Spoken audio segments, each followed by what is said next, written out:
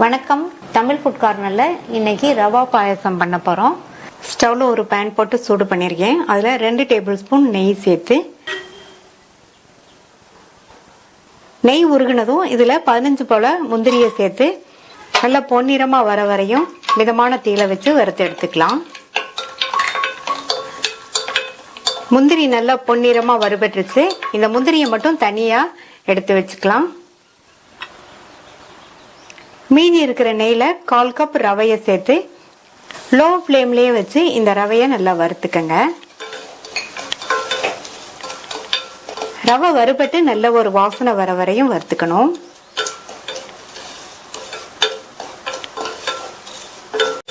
Low ஃப்ளேம்லயே வச்சு கைவிடாம வறுத்து ரவையோட கலரும் லைட்டா சேஞ்ச் ஆயிருக்கு. நல்ல ஒரு வாசனை வந்துட்டு இருக்கு. இந்த அளவுக்கு வறுத்துக்கணும். அடுத்து இது கூட நம்ம 1/4 கப் ரவை எடுத்தோம். 1/2 கப் தண்ணியை இதுல சேர்த்துக்கலாம். லோ ஃப்ளேம்ல வச்சு கைவிடாம கிண்டி கொடுத்துட்டே இருப்போம். இந்த ரவை நம்ம சேர்த்திருக்க தண்ணியில வெந்து நல்லா திக்காய் வரட்டும். ரவை நம்ம சேர்த்து தண்ணி எல்லாம் இழுத்து வெந்து நல்லா கெட்டியாகி வந்திருக்கு பாருங்க.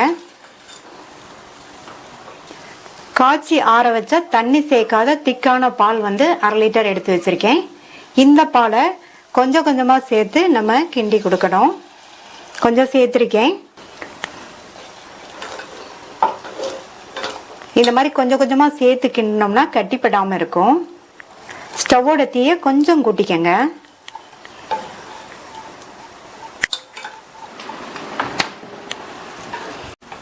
அடுத்து இன்னும் கொஞ்சம் பால் சேர்க்கிறேன்.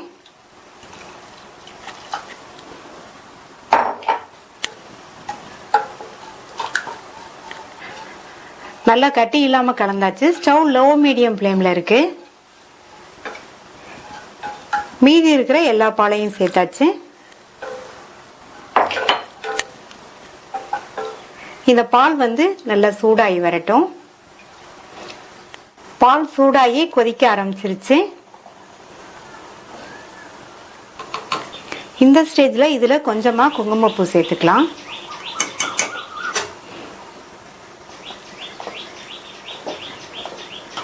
குங்குமப்பூ சேர்த்துட்டு நல்லா இந்த மாதிரி ஒரு 2 நிமிஷத்துக்கு கிண்டி கொடுத்துட்டே இருங்க. இந்த பாலோட சேர்ந்து ரவை 2 நிமிஷத்துக்கு வெந்துட்டு இருக்கட்டும். இப்ப 2 நிமிஷம் ஆச்சு. இதுல சர்க்கரை சேர்த்துக்கலாம். 1/4 கப் ரவைக்கு 1க்கு 2 பங்கு 1/2 கப் சர்க்கரை சேர்க்கிறேன்.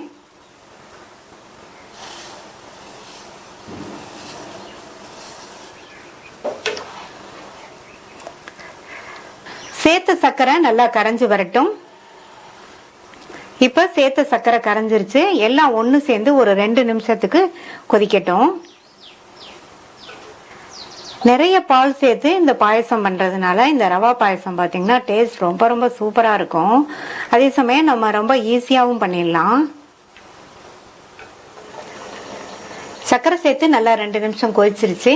அடுத்து இது கூட 1/4 டீஸ்பூன் ஏலக்காய் பவுடர், நம்ம நெய்ல வறுத்த முந்திரி சேர்த்து நல்லா கலந்து விட்டுட்டு ஸ்டவ் ஆஃப் பண்ணிடலாம். பாயசம் இந்த கன்சிஸ்டன்சில இருக்கு. இது ஆறுனா இன்னும் கொஞ்சம் திக்காகும். டேஸ்டான ரவா பாயாசம் ரெடி ஆயிடுச்சு.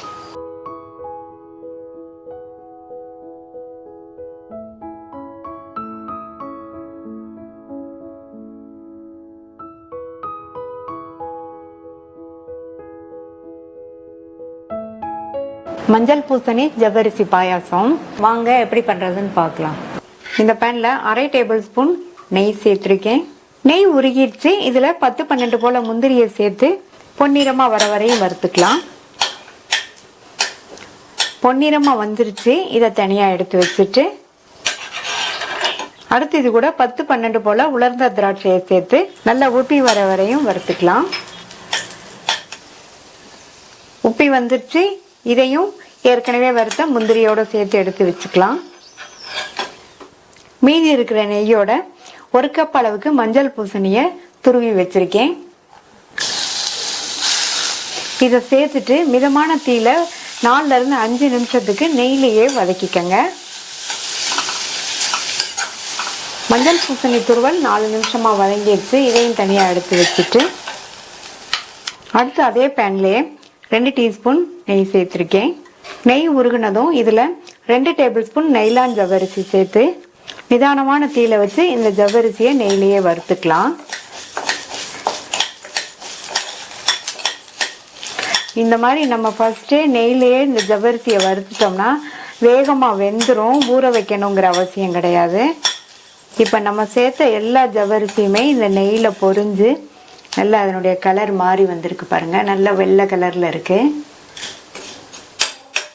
இப்ப ஸ்டவ்வோட தீயை நல்லா குறைச்சிருங்க. குறைச்சிட்டு நம்ம மஞ்சள் பூசணி துருவி வச்சோம் இல்லையா, அதே கப்லயே 1 கப் அளவுக்கு தண்ணி சேர்க்கிறேன். ஸ்டவ்வோட தீயை கொஞ்சம் கூட்டி வச்சிருங்க. நம்ம சேர்த்த ஜவ்வரிசி வந்து 3/4 பங்கு அளவுக்கு வெந்து வரட்டும். இப்ப பாத்தீங்கன்னா இந்த ஜவ்வரிசி 3/4 பங்கு அளவுக்கு வெந்திருக்கு. 5 நிமிஷத்திலேயே வெந்துருச்சு. நம்ம வறுத்து வேக வச்சதுனால வேகமாவே வெந்துருச்சு. அடுத்து இதுல திக்கான பால் சேர்க்கிறேன். இது காய்ச்சி ஆற வச்ச பால் தான். நம்ம மஞ்சள் பூசணி எடுத்தோம் இல்லையா, அதே கப் அளவுக்கே சேர்க்கிறேன். 2 கப் பால் சேர்த்திருக்கேன். அடுத்து இது கூட நம்ம நெய்ல வதக்கின அந்த மஞ்சள் பூசணி துருவலை சேர்த்துக்கலாம். சேர்த்துட்டு நல்லா கலந்து விட்டுருங்க. 5 நிமிஷத்துக்கு நம்ம சேர்த்த மஞ்சள் பூசணி இந்த ஜவ்வரிசி எல்லாம் நல்லா ஒண்ணு சேர்ந்து இந்த பால்ல வேகட்டும். இப்ப 5 நிமிஷம் ஆச்சு. இந்த பூசணி துருவல் நம்ம நெய்ல வதக்கும் போது பாதி அளவு வெந்திருந்தது.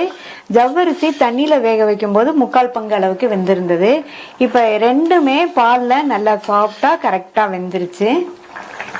அடுத்து இதுல நம்ம பூசணி துருவல் எடுத்தோம் இல்லையா, அதுல 3/4 கப் அளவுக்கு சர்க்கரை சேர்க்கிறேன். நீங்க பூசணி துருவல் எதுல எடுக்கிறீங்களோ அதுலயே மற்ற எல்லாத்தையுமே நீங்க அளந்துக்கணும். மிக்ஸ் பண்ணி விட்டுருங்க. நம்ம சேர்த்த சர்க்கரை வந்து நல்லா கரையட்டும். மஞ்சள் பூசணியில லைட்டா இனிப்பு தன்மை இருக்கும். அதனால இந்த 3/4 கப் அளவு சர்க்கரை வந்து சரியா இருக்கும். நீங்க வந்து உங்களுடைய தேவைக்கு தகுந்தபடி சேர்த்துக்கங்க. நம்ம சேர்த்த சர்க்கரையெல்லாம் நல்லா கரைஞ்சிருச்சு. 2 நிமிஷத்துக்கு நல்லா கொதிக்கட்டும். பாயாசம் ரெடி ஆயிட்டு இருக்கும் போது இதுல கொஞ்சமா குங்குமப்பூ சேர்க்கிறேன். இந்த மாதிரி குங்குமப்பூ சேர்த்தோம்னா நல்ல ஒரு ஃபிளேவரும் கொடுக்கும், கலரும் கொடுக்கும். இது ஆப்ஷனல் தான். உங்கள்கிட்ட இருந்தா சேர்த்துக்கங்க, இல்லைன்னா பரவாயில்ல. இப்ப 2 நிமிஷம் ஆச்சு. அடுத்து இதுல 1/4 டீஸ்பூன் ஏலக்காய் பவுடர் சேர்த்துட்டு நம்ம நெய்ல வறுத்த முந்திரி திராட்சையும் சேர்த்துக்கலாம். நல்லா மிக்ஸ் பண்ணி விட்டுருங்க.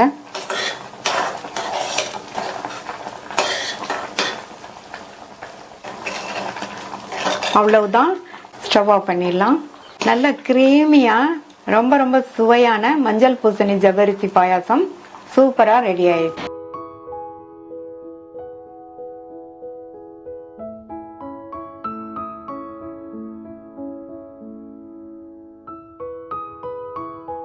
சக்கரவள்ளி கிழங்கு பால் பாயசம் பண்ண போறோம். ஒரு மீடியம் சைஸ் சக்கரவள்ளி கிழங்க வாஷ் பண்ணி எடுத்து வச்சிருக்கேன். இதனுடைய மேல் தோலை சீவிட்டு கிரேட்டர்ல துருவிக்கலாம். ஃபர்ஸ்ட் இந்த பேன்ல 1 டேபிள் ஸ்பூன் நெய் சேர்த்து, நெய் உருகுனதும் இதுல 10-15 போல முந்திரியை சேர்த்து பொன்னிறமா வர வரையும் வறுத்துக்கலாம். முந்திரி பொன்னிறமா வறுபட்டுச்சு. முந்திரியை மட்டும் எடுத்து தனியா வச்சுக்கோங்க. மீதி இருக்கிற நெய்ல நான் வந்து 3/4 கப் அளவுக்கு சக்கரவள்ளி கிழங்கு துருவல் எடுத்து வச்சிருக்கேன். இதை சேர்த்துட்டு மிதமான தீயில வச்சு இந்த துருவலை 2 நிமிஷத்துக்கு வதக்கிட்டு இது கூட காய்ச்சின பால் 1/2 கப் சேர்க்கிறேன்.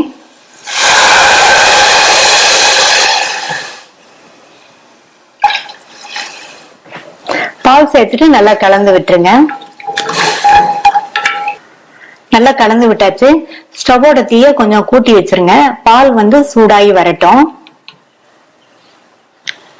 இந்த மாதிரி பால் சூடானதும் இதுல கொஞ்சமா குங்குமப்பூ சேர்க்கிறேன்.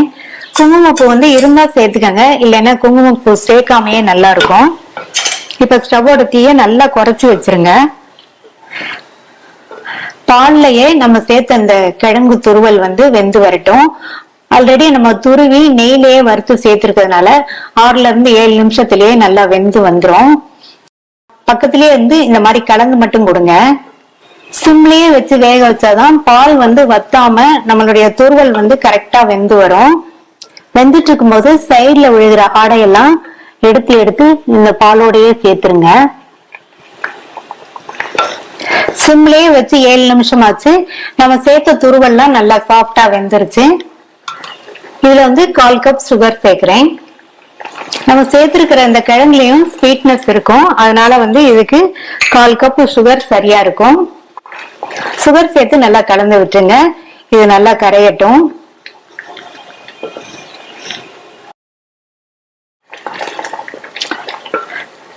சர்க்கரை சேர்த்து நல்லா கரைஞ்சாச்சு. ஸ்டவ் சிம்லயே தான் இருக்கு. இன்னும் ஒரு 2 நிமிஷத்துக்கு எல்லாம் நல்லா ஒண்ணு சேர்ந்து வேகட்டும்.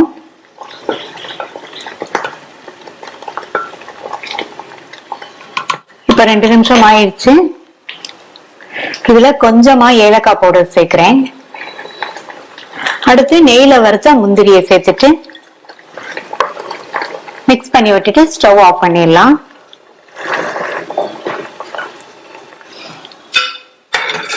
இப்ப நம்மளுடைய பாயாசம் ரெடி ஆயிடுச்சு.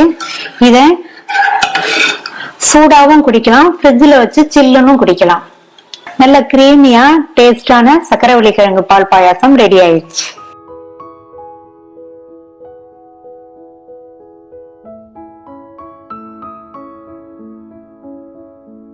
சேமியா ஜவ்வரிசி பாயாசம் பண்ண போறோம். ஸ்டவ்ல ஒரு பேன் போட்டு ஹீட் பண்ணிருக்கேன். இதுல 1/4 கப் ஜவ்வரிசியை சேர்த்துட்டு ஸ்டவோட தீயை கொஞ்சம் குறைச்சிட்டு இந்த ஜவ்வரிசியை பொரியிற வரையும் வறுத்துக்கலாம்.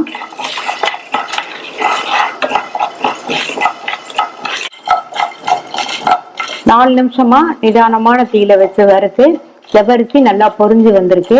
இந்த மாதிரி பொரியிற அளவுக்கு வறுத்துட்டோம்னா வேகமா வெந்துடும். இப்ப தனியா எடுத்து வச்சிடலாம். அடுத்து இந்த பேன்ல 2 டீஸ்பூன் நெய் சேர்த்திருக்கேன். நெய் உருகுனதும் இதுல 10-12 முந்திரியை சேர்த்து வறுத்துட்டு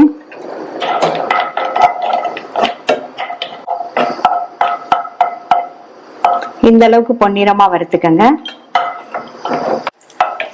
அடுத்து இதுல 10-12 உலர்ந்த திராட்சையை சேர்த்து நல்லா ஊப்பி வர வரையும் வறுத்துக்கலாம். இப்ப திராட்சை நல்லா ஊப்பி வந்துருச்சு. இதையும் எடுத்து வச்சுட்டு அடுத்து மீதி இருக்கிற அதே நெய்ல 1/2 கப் வறுத்த சேமியாவை சேர்த்துட்டு நிதானமான தீயில வச்சு 2 நிமிஷம் வறுத்துக்கலாம். நான் வறுத்த சேமியா சேர்த்திருக்கிறதுனால 2 நிமிஷம் வறுத்தா போதும். நீங்க வறுக்காத சேமியா சேர்த்தீங்கன்னா நிதானமான தீயில வச்சு அதனுடைய கலர் லைட்டா மாறுற அளவுக்கு வறுத்துக்கங்க. இப்ப 2 நிமிஷம் ஆச்சு. இதை எடுத்து தனியா வச்சுக்கலாம். அடுத்து இந்த பேன்ல 3 கப் தண்ணி சேர்க்கிறேன்.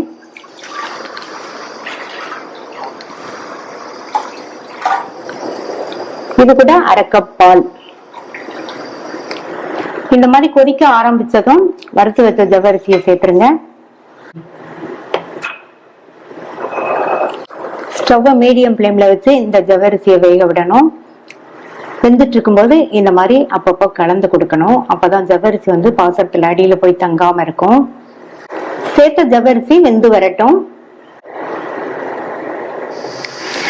இப்ப 10 நிமிஷம் ஆச்சு. ஜவ்வரிசி நல்லா வெந்துருச்சு. அடுத்து வறுத்த சேமியா இதுல சேர்த்துக்கலாம். நல்லா கலந்து விட்டுருங்க. இந்த சேமியாவும் வெந்து வரட்டும்.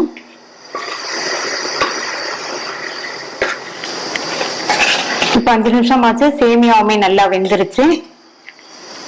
இதுல 1/2 கப் சர்க்கரை சேர்க்கிறேன்.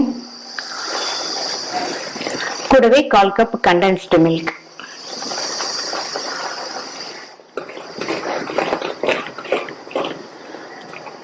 நல்லா கலந்து விட்டாச்சு. சர்க்கரையெல்லாம் கரையட்டும்.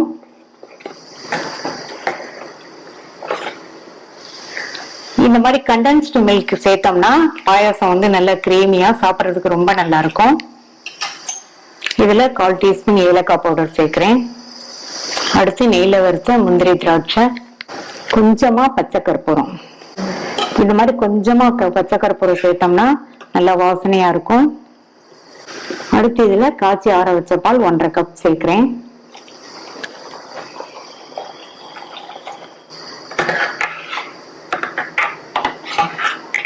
நல்லா கலந்து விட்டுருங்க. எல்லாம் ஒண்ணு சேர்ந்து ஒரு 2 to 3 நிமிஷத்துக்கு கொதிக்கட்டும்.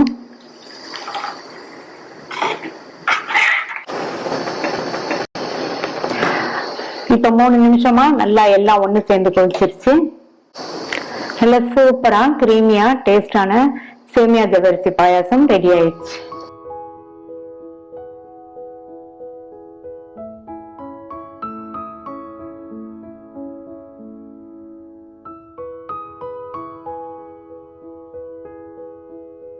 கேரட் பாயாசம் பண்ண போறோம். ஸ்டவ்ல ஒரு பேன் போட்டு சூடு பண்ணியிருக்கேன். அதுல 1/4 கப் அளவுக்கு நைலான் ஜவ்வரிசியை சேர்த்து இந்த ஜவ்வரிசி நல்லா பொரிஞ்சு வர வரைக்கும் மீடியம் ஃப்ளேம்ல வச்சு வறுத்துக்கலாம்.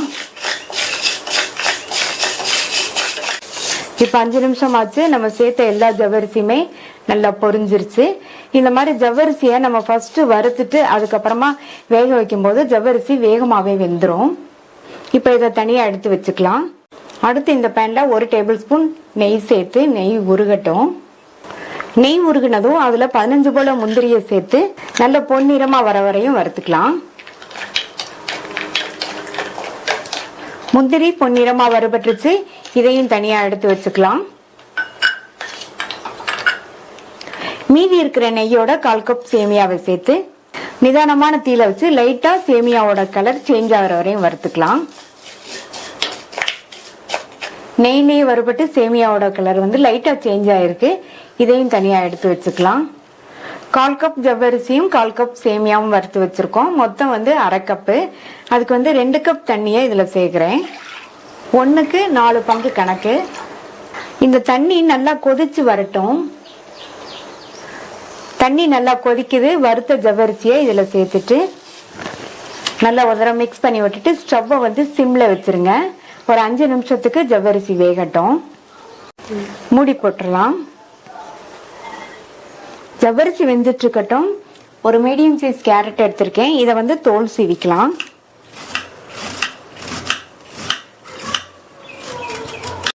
தோல் சீவிட்டு வாஷ் பண்ணியாச்சு. இதை இப்ப சின்ன சின்ன பீசஸா கட் பண்ணிட்டு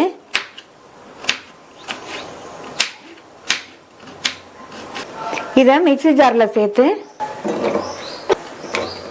கொஞ்சமா தண்ணி சேர்த்து நல்லா பேஸ்ட் மாதிரி அரைச்சுக்கலாம். இப்ப 5 நிமிஷம் ஆச்சு. ஜவ்வரிசி எல்லாம் நல்லா வெந்திருக்கு. அடுத்து இதுல நம்ம வறுத்து வச்ச சேமியாவை சேர்த்து நல்லா ஒரு தடவை கலந்து விட்டுட்டு மூடி வச்சிடலாம். ஸ்டவ் சிம்லயே இருக்கட்டும். இன்னொரு 5 நிமிஷத்துக்கு சேமியா வேகட்டும். இப்ப 5 நிமிஷம் ஆச்சு. சேமியாவும் வெந்துருச்சு. இதுல நம்ம அரைச்ச அந்த கேரட் விழுத சேர்த்துக்கலாம். இது கூட 1/2 கப் சர்க்கரை சேர்க்கிறேன்.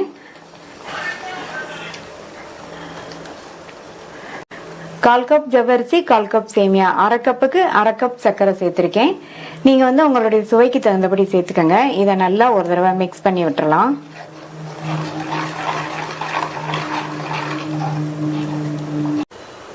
நல்லா மிக்ஸ் பண்ணி விட்டாச்சு. நம்ம சேர்த்த சர்க்கரை எல்லாம் நல்லா கரைஞ்சிருச்சு. இப்ப எல்லாம் நல்லா ஒண்ணு சேர்ந்து ஒரு 5 நிமிஷத்துக்கு வேகட்டும். 5 நிமிஷம் ஆச்சு. அடுத்து இது கூட நான் 2 கப் அளவுக்கு தண்ணி சேர்க்காத காய்ச்சி ஆற வச்ச திக்கான பால் சேர்க்கிறேன்.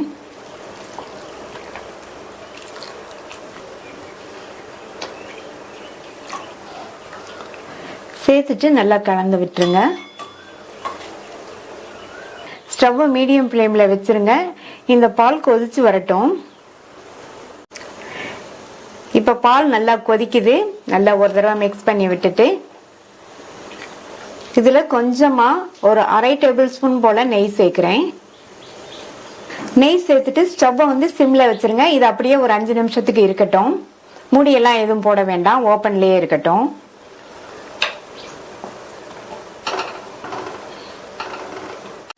இப்ப 5 நிமிஷம் ஆச்சு. பாயாசம் இந்த கன்சிஸ்டன்சில இருக்கு. இதுல நம்ம வறுத்த முந்திரியை சேர்த்துட்டு 1/2 டீஸ்பூன் ஏலக்காய் பவுடர் சேர்த்து நல்லா கலந்து விட்டுருங்க.